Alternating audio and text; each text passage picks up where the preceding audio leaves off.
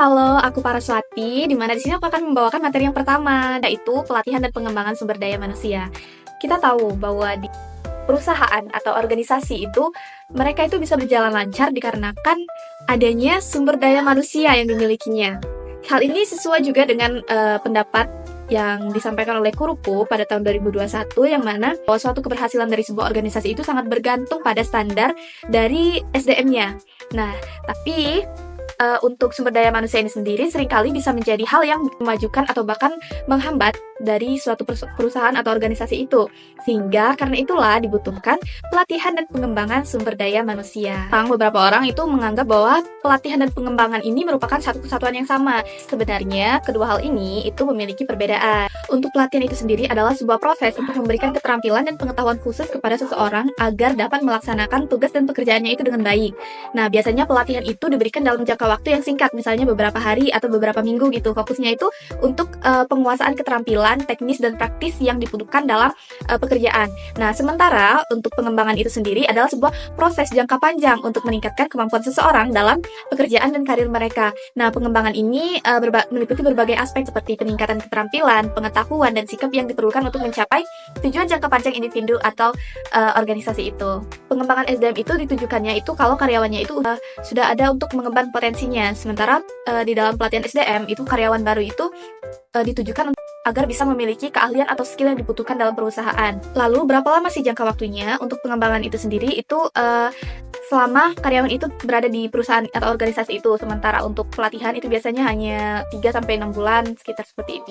Nah, untuk pengembangan sumber daya manusia itu berorientasi pada karir termasuk kualitas diri sehingga cakupannya itu bisa lebih luas daripada pelatihan. Nah, kalau untuk pelatihan sumber daya itu terbatas dan berorientasi pada pekerjaan tertentu, misalnya teknik mesin gitu. Lalu di dalam pengembangan, pelatih atau mentor itu biasanya dilakukan oleh manajer divisi atau yang diawasi oleh HRD.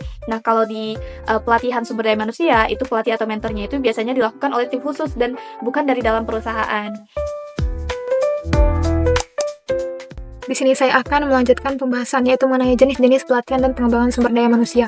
Jadi, menurut Tati pada tahun 2024 di dalam bukunya yang berjudul Pengembangan Sumber Daya Manusia Berkelanjutan, terdapat beberapa jenis-jenis pelatihan dan pengembangan sumber daya manusia. Yang pertama itu ada New Employee Orientation. Ini memastikan atau membantu karyawan memahami nilai budaya dan struktur perusahaan.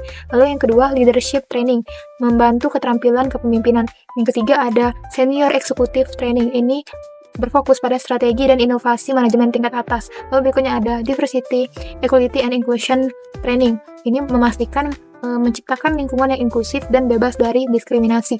Lalu berikutnya ada Technical Skill Training. Ini merupakan bagaimana karyawan dapat meningkatkan keterampilan operasional. Berikutnya, yang keenam ada Customer Service Training. Ini memastikan karyawan dapat memberikan pelayanan yang prima dan dapat menangani komplain pelanggan. Yang ketujuh ada soft skill development, artinya melatih komunikasi, manajemen waktu, dan problem solving. Lalu yang kedelapan ada product training, memastikan karyawan memahami produk. Yang kesembilan ada sales training, ini melatih keterampilan pemasaran. Lalu yang ke-10 ada quality assurance training, artinya memastikan kualitas produk. Yang ke-11 ada compliance training and data privacy training, artinya membantu karyawan memahami regulasi dan keamanan data. Yang ke-12 ada retraining, memperbarui keterampilan karyawan. Yang ke-13 ada cross-functional training, meningkatkan koordinasi antar departemen. Ke-14 language training, artinya membantu dalam komunikasi global. Dan yang terakhir ada technology training, ini artinya membantu karyawan dalam mempersiapkan era digital. Jadi, itulah tadi jenis-jenis pelatihan dan pengembangan sumber daya manusia. Hal ini dapat disesuaikan untuk kebutuhan perusahaan maupun karyawan. Berikutnya saya akan menjelaskan mengenai metode pelatihan dan pengembangan sumber daya manusia. Menurut Dessler, pada tahun 2020 terdapat beberapa metode pelatihan dan pengembangan sumber daya manusia. Yang pertama ada Strategies Role Management Development. Ini merupakan pengembangan pegawai yang dilakukan harus selaras dengan rencana strategis perusahaan.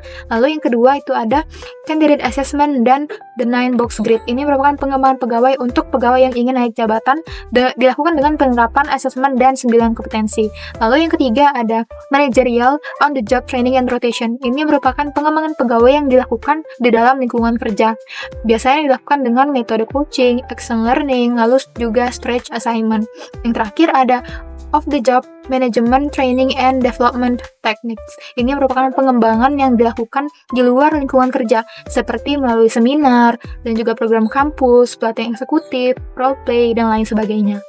Baik, itulah tadi 4 metode di dalam pelatihan dan pengembangan sumber daya manusia. Itu saja penjelasan dari saya, terima kasih.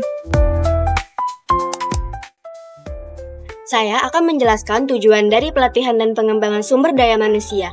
Jadi, Wexley dan Latham 2002 dalam Marwansyah 2012 mengemukakan bahwa program pelatihan dan pengembangan memiliki satu atau lebih tujuan. Nah, tujuan tersebut diantaranya adalah meningkatkan kesadaran diri individu, meningkatkan keterampilan individu dalam satu bidang keahlian atau lebih, dan meningkatkan motivasi individu untuk melaksanakan tugas atau pekerjaan secara memuaskan. Nah, selain tujuan-tujuan tersebut, ada juga beberapa tujuan lainnya yang tidak kalah penting untuk sebuah perusahaan.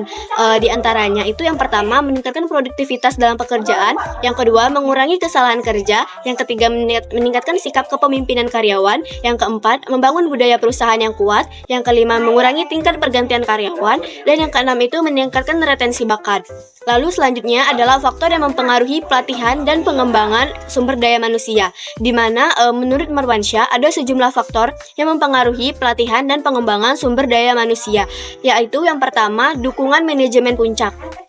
Yang kedua, komitmen para spesialis yang fokus pada fungsi tertentu dalam SDM, dan generalis yang memiliki tanggung jawab lebih luas dalam pengelolaan SDM secara keseluruhan. Nah, faktor yang ketiga adalah perkembangan teknologi, yang keempat, kompleksitas organisasi, yang kelima, gaya belajar seperti visual, auditori, dan kinestetik, dan yang keenam itu kinerja fungsi-fungsi SDM lainnya seperti rekrutmen dan seleksi, manajemen kinerja, serta sistem kompensasi dan penghargaan.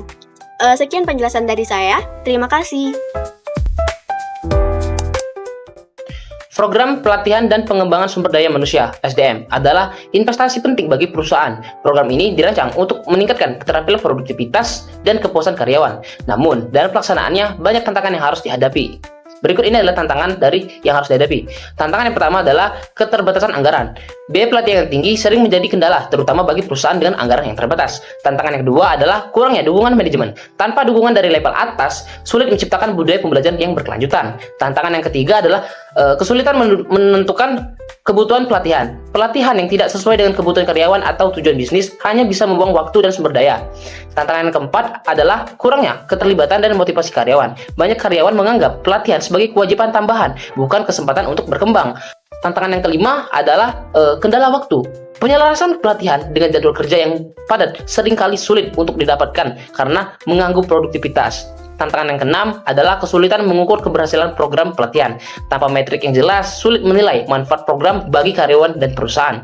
Tantangan yang ketujuh adalah perubahan cepat dalam teknologi dan kebutuhan industri. Program pelatihan yang tidak diperbarui bisa menjadi usang dalam waktu singkat. Meskipun tantangan ini ada, banyak contoh implementasi pelatihan dan pengembangan SDM yang sukses. Salah satunya adalah program Kartu Prakerja di Indonesia yang telah membantu jutaan peserta meningkatkan keterampilan dan peluang kerja. Contoh lainnya adalah Digital Talent Scholarship (DTS) oleh Kementerian Kominfo yang fokus pada peningkatan kapasitas digital tenaga kerja di bidang AI, Kemen Cyber, dan analisis data. Dan ada juga di PT Telkom Indonesia, itu sukses dengan program seperti Great People Development Program GPDP dan Telkom Corporate University yang mendukung transformasi digital perusahaan. Meskipun tantangan dalam pelatihan dan pengembangan SDM tidak bisa dihindari, dengan strategi yang tepat, program ini dapat menjadi kunci kesuksesan perusahaan. Mari terus berinvestasi dalam pengembangan SDM untuk menciptakan masa depan yang lebih baik.